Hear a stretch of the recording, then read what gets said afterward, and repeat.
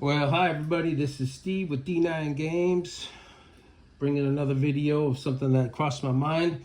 We had a great game Tuesday night, and we took an off season in the Elven Lands. And while I was there as a mage, I was able to roll to research odd or different spells. So based on my roll, Jim and I decided, because it was the elves and they typically dabble with the moonstone, moon magic, gold magic, if you're familiar with the Enlightened system. So with the spell I earned had to do with time. So it's not that we said it's a time stop spell and here's how it works, or it's a slow time spell and here's how it works, but it's basically just a spell that reacts to time. So I have to each session work with it a little bit, learn about it as we go. Jim and I talk back and forth about, so what if I tried to do this? Well, it's a roll with 1 degree of difficulty, and then if I succeed, I pull it off. In what so far, because of the custom design, we had a kick out of it. So far, what's cool about it is it's a time spell for me, and it's super vague and variable. So like I might try to make it appear like time slows down a little bit, so that so I can gain initiative for the group. That might be one way to do it. Or I can maybe roll double 9 and have the time spell actually stop time for a few seconds, whatever the case may be. And then so I was saying, well, as a mage, I would typically draw mana and skip a turn.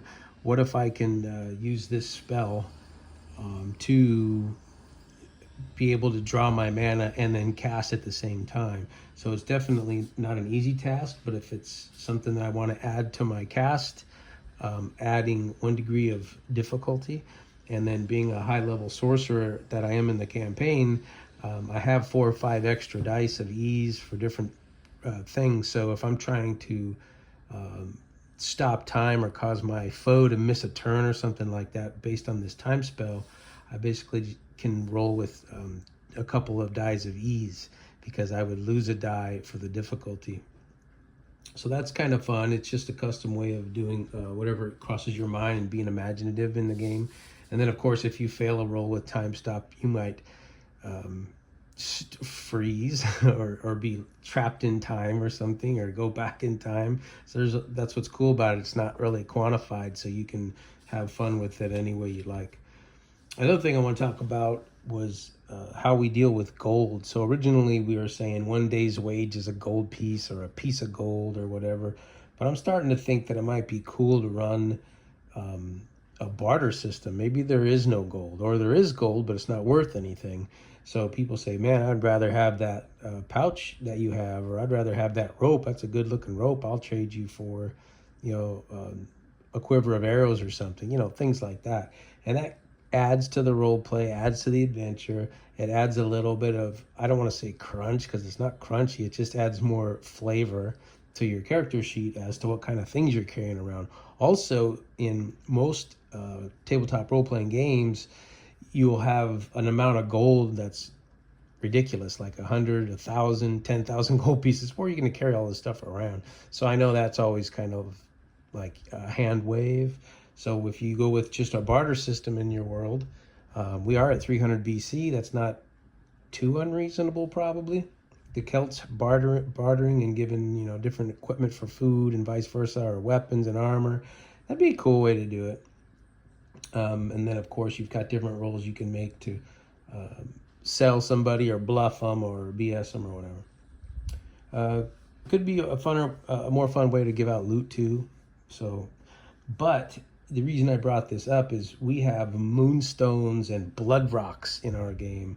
Now, the moonstones are affected or related to the gold moon magic, which is the elven type of magic in our world. The blood rocks are tied more to beast magic. And my thought on this for the Enlightened system in our campaign, the Twilight of Fae, moonstones actually expire in time. So if you don't utilize a moonstone, or maybe make a potion out of it or trade it or whatever you're going to do, anything you carry into the off season expires. The blood rock, on the other hand, is almost worthless at an early stage, it actually seasons. So each season that goes by, these blood rocks become more powerful. And that might have a factor in something that you're creating. Maybe you're using these blood rocks to add to your hammer and anvil or your forge or whatever the case may be. So in my game, blood rocks get stronger over time and moonstones get weaker or expire over time. Now, there's there's remnants of moonstone in the elven blood, so keep that in mind. So it has a bit of a shelf life. That's all I really wanted to bring out today, talking about how fun that time stop spell was, or the time spell was that I'm tinkering with. And of course, if you enlighten with it, roll a 9/9, it'll you can have a conversation with your GM, which is so far one of the funnest things about this game, is the conversations you have to go, hey, since the off season I worked on this, you think I can be able to do this with a die of ease? Sure, and things like that. So cool deal. The time spell is awesome. And then barter versus gold. So still, I think maybe one day's wage would be a gold piece, but I don't know. I'm thinking maybe just toss that out and go with just a pure barter system for everything. That'd make a lot more fun, add a little bit to the role play and the adventure portion of your game. Okay, until next time. Peace.